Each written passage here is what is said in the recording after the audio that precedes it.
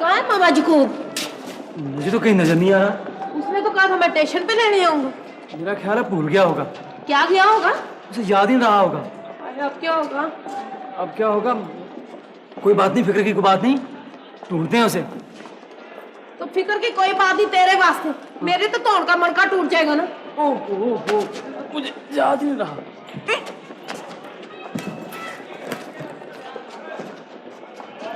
वो मम्मी जी को पता निकालो। मैं कहाँ से पता निकालूं? तू मरदा जाके निकाल, मैं सामान के पास बैठी हूँ, पता निकालो। बेफजूल, मामे जी ने जो खत लिखा था उसमें उसका पता लिखा हुआ है, निकालो कहाँ है वो।